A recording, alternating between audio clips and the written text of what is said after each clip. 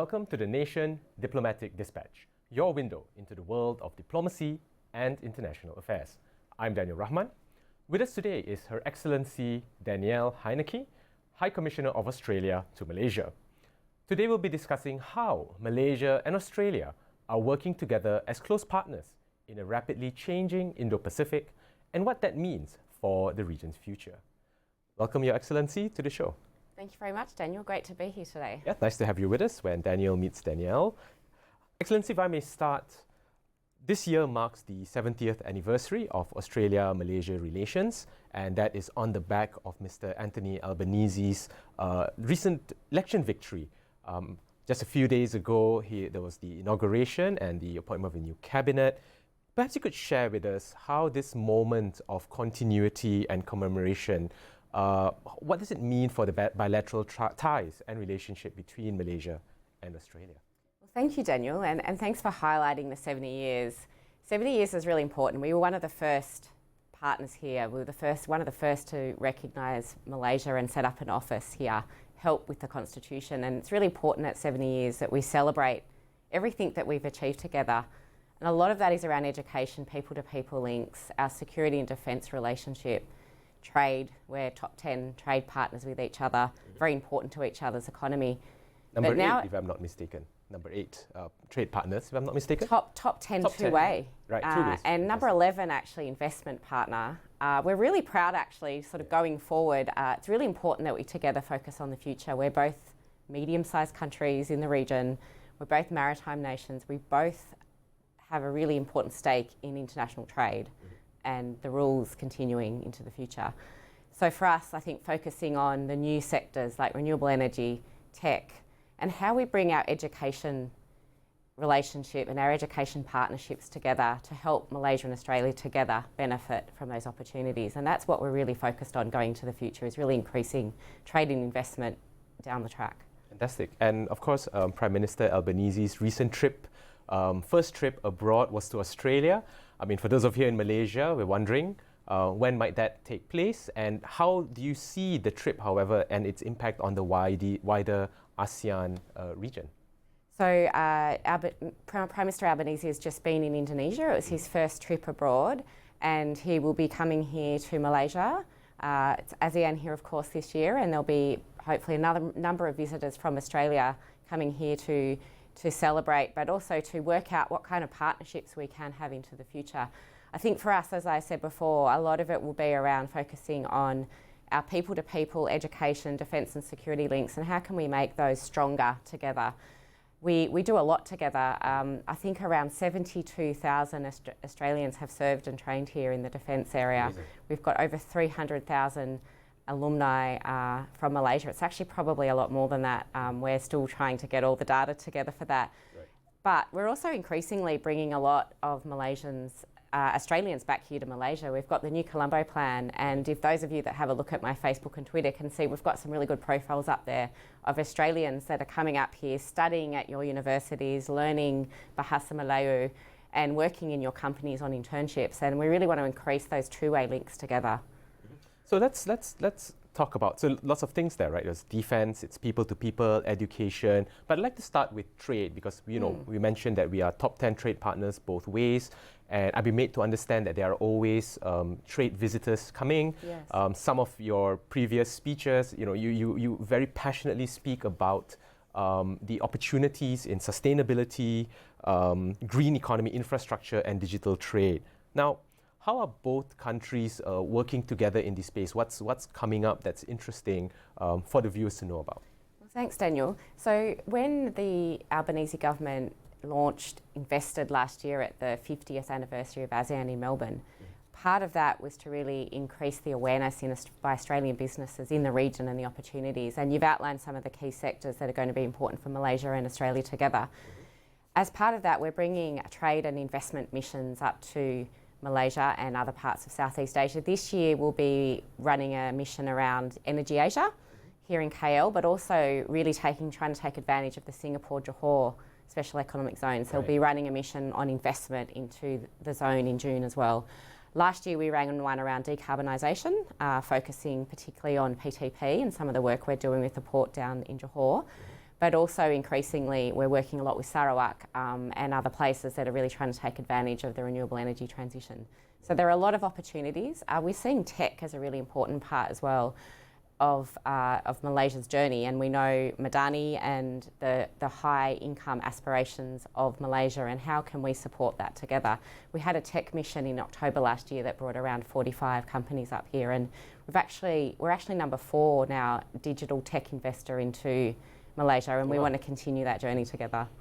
Well, I used to work for an Australian-based education technology company, so I'm quite familiar with the innovativeness of the Australian industry.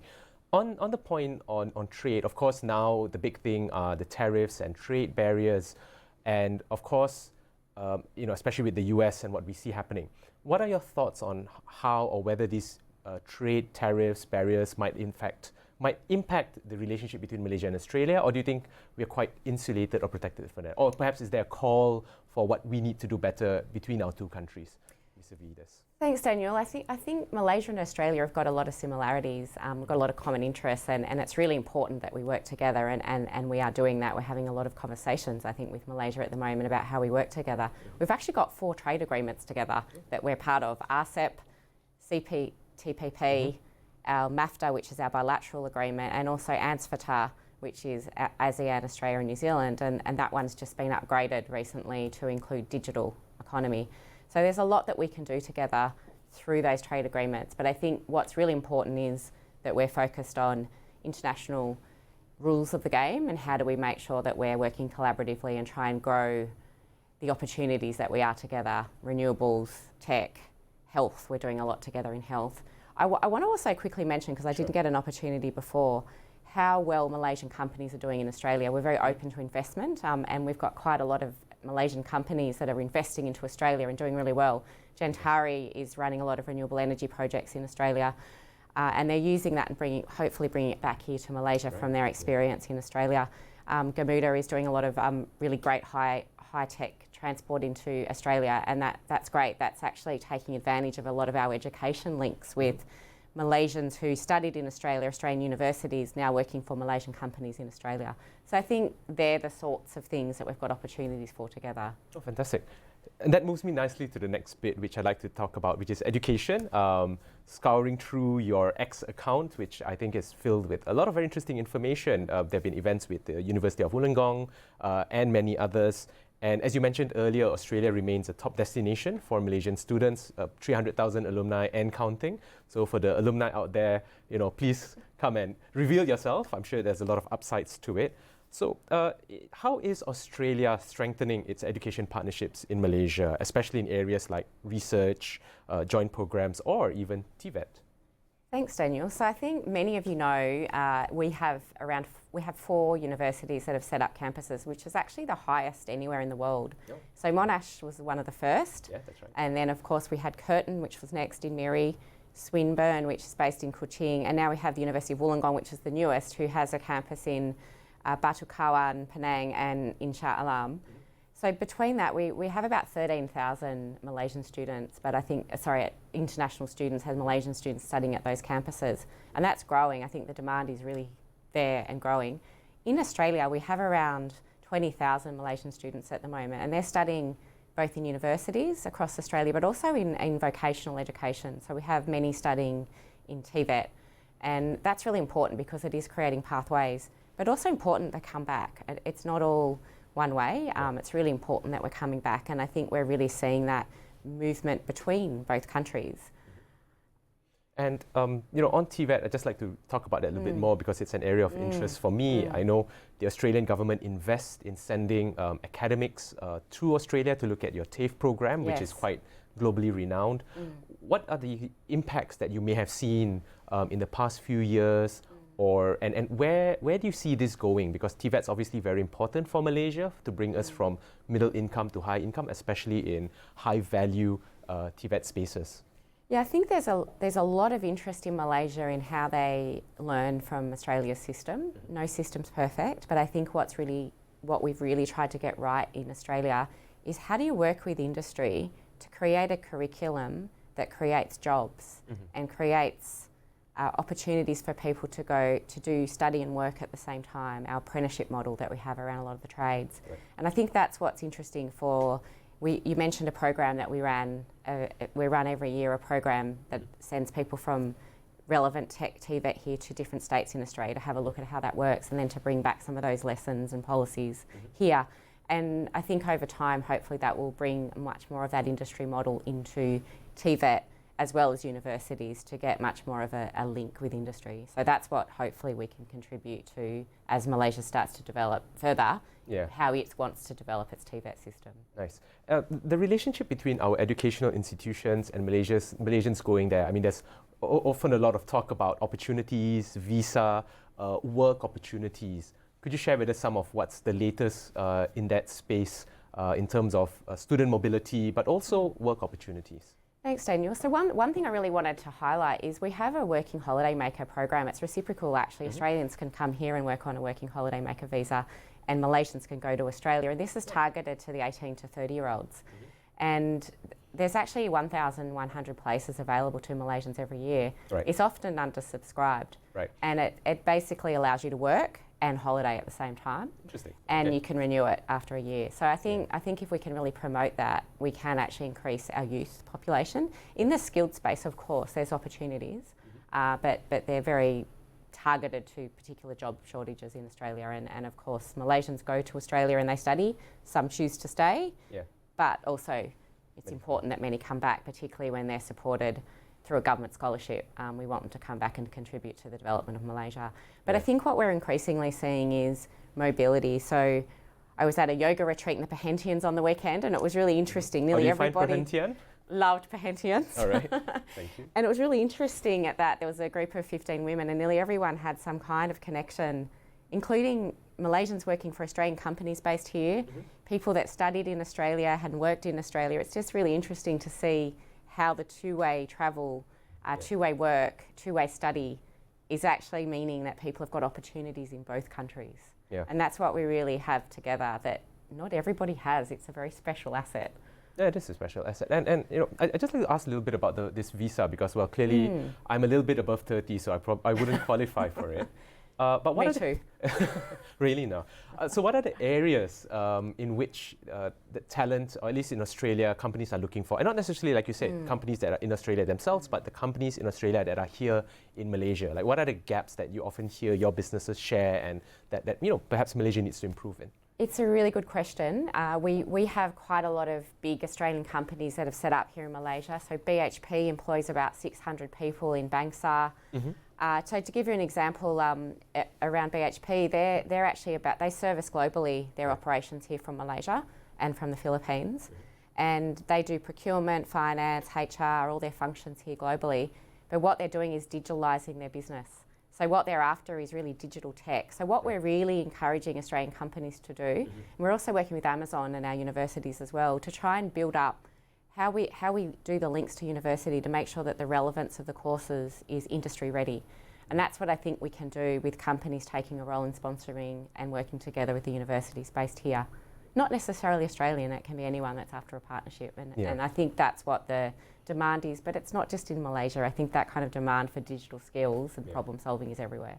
So it's a local investment, but with very global implications. That was a very interesting and nice conversation about education and training. I think it's very important. I'd like to move on to defense and maritime security, which I notice is something you highlight from time to time in your speeches, online. And recently, I saw that there was the FPDA, the completion of joint drills. I'm made to understand that this started in 1971, so it's been many years now since that relationship has been in place. Could you perhaps, for the interest of the viewers at home, maybe lay out a bit of the history of that and kind of like what we have today with this arrangement? Sure, thanks, Daniel. So the Five Powers Defence Agreement is between Australia, Singapore, the UK, Malaysia and Singapore. And it really came out of, I guess, earlier events that happened here that Malaysians know well, Konfrontasi and other events. And it was really about the defence of Singapore and Malaysia, your traditional defence partners here. And we came together, and what we actually do at the moment is there's a headquarters in Butterworth. and that's a multi-nation headquarters. They're the secretariat to the countries, and basically we train and exercise together. So you would have seen in the media recently that there was an exercise called Bersama Shield, and that was a. I thought of that name, Together Shield, Bersama. I'm not sure. It's I guess we always have Bersama, and okay. That's nice. Yeah. So that was a cyber-based activity, looking at different sort of scenarios and how we sort of work together. So we do those exercises all the time. I think there's great demand and interest in how we can grow the FPDA, and I think Australia is really interested in working with all the countries to see what we can do together to make ourselves stronger. Also, it really brings people together. A lot of the exercise is about how we work together with our defence forces, and Australia, as well as FPDA, does around about 13 bilateral exercises a year with Malaysia, and it's great. Our defence forces love coming up here to Malaysia. We've got many based in Penang, at the Guest of Malaysia at Butterworth, and we do really do a lot of things together. Thanks for that. If I may kind of just like take a little slightly different perspective to this. Just a few days ago, the ICAO, International Civil Aviation Authority organization, had announced the outcome of the very tragic MH17, where they found Russia responsible for it. And I saw that your Foreign Minister, Excellency, the Honourable Penny Wong, had come up with a statement talking about reparations, potential outcomes, etc. Now, in light of this decision, and of course the impact that it has done to citizens of Australia and citizens of Malaysia, what kind of dynamics do you see emerging between the Malaysian-Australian relationship when it comes to this, to the decision that we saw a few days ago? Yes, I think from Australia's perspective, we think the role of international organisations is very important in moderating international issues, disputes, creating standards, creating rules, and in the space of aviation, governing that through an international body is really important. So air safety, the number of people that fly in a plane, it's just really important that we all abide by those rules. So from our perspective, I think the reason that we took the legal case is to try and make sure that those international standards are adhered to, and obviously we're pleased with the outcome, and I acknowledge the statement that Prime Minister Anwar has made. Yeah, thank you for that. And you're right, Prime Minister Anwar, Datuk Sri Anwar Ibrahim, is currently in Russia, and the results came in, the outcome came in around the same time, and he has come up with a statement on it. And I think this moves us nicely about Malaysia, Datuk Sri Anwar, and the ASEAN chairmanship. And currently we are into the 5th month, almost halfway through the ASEAN chairmanship. Time truly flies, with the ASEAN summits coming up in just under 2 weeks from now. Now, what are some of the issues that Australia is paying particular interest to, whether it's humanitarian, security, or peace building? Perhaps you could give us some insights on your priority areas. Thanks, Daniel. So, number one priority is really to get behind ASEAN. We've always supported, we were one of the first I think we were the first dialogue partner 50 years ago, and we've always seen ASEAN as a really important institution. We support ASEAN centrality. We support programming across economic, political and social cultural, and doing that to make ASEAN stronger together is very much in Australia's interest to do that. This year, we work with Malaysia to understand what are their priorities, how would they like Australia to support them, and some of the areas that we'll be working with Malaysia on are some of the areas you listed, but also cyber. Yep. That's an area that Malaysia's expressed an interest in more policy dialogue around ASEAN and how we can work together. On the humanitarian space, of course, we know Malaysia's very focused and is doing a great job in leading on Myanmar issues, and how we can get behind humanitarian efforts, including through the AHA Centre, to support humanitarian efforts is really important. And of course, in the region we live at the moment, it's really important that we keep dialoguing on issues like conflict prevention. How do we make sure that we work together to de-escalate conflict? Everybody's lived through that before, especially here in Malaysia, and we want to avoid that in future. So I think from Australia's perspective, a dialogue is important, understanding each other is important, and for us, we are part of the region here. And we want to work and understand our ASEAN partners as well as we can. So ASEAN is always something that Australia will put a lot of effort into. One of the key threats facing ASEAN currently is, of course, climate change. And Australia is known for its advancements in innovation, hydrogen, among other things, green standards. I remember listening to your speech once about it. Now, if you may share with us, where do you see, what can Australia do or is currently doing to offer Malaysia technical expertise in addressing climate change, even within the ASEAN region, on this topic? Thanks, Daniel. So this is one of the areas that we think we've got a lot, not just to share with Malaysia, but I think to learn together. So Australia at the moment is around about 40% of our electricity is generated from renewables. In some states like Tasmania, where we have high hydrogen, it's already at 100%. Oh, wow. South Australia will get there in 27 through a combination of different types of energy sources. But our objective, the government's objective, is to get to 82% by 2030.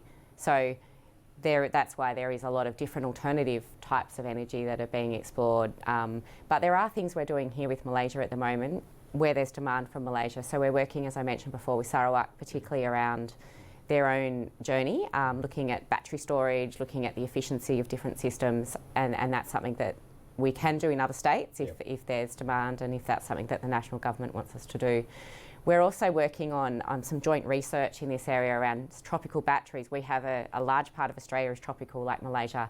We can learn a lot. How do we make battery storage more efficient, which is going to be important for solar and capturing some of the energy from solar.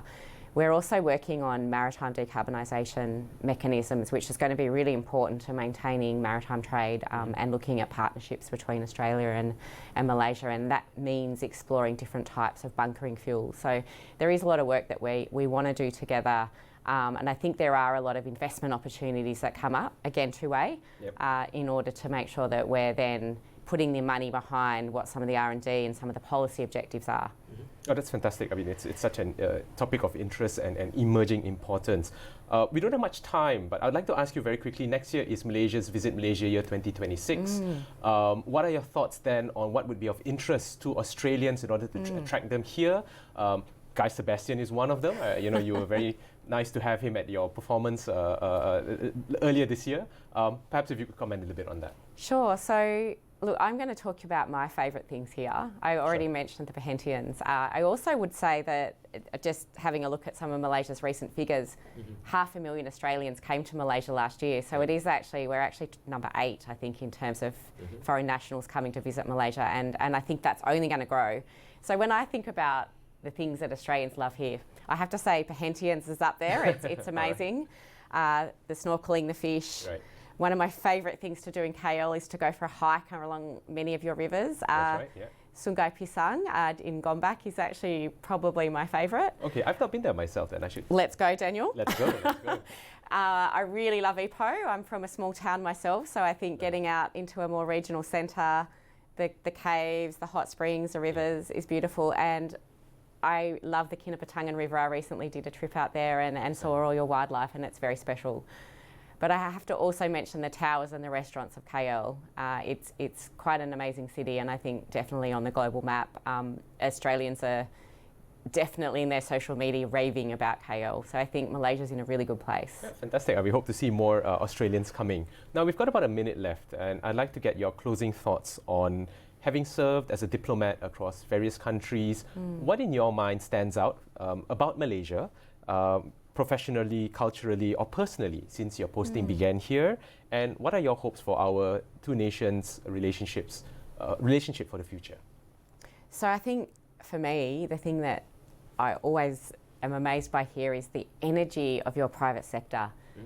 It's boundless. People do not stop working in terms of they've got ideas, they take risks, and they're really good at implementing those. So I think just really harnessing how we can do that together, particularly given our people-to-people links.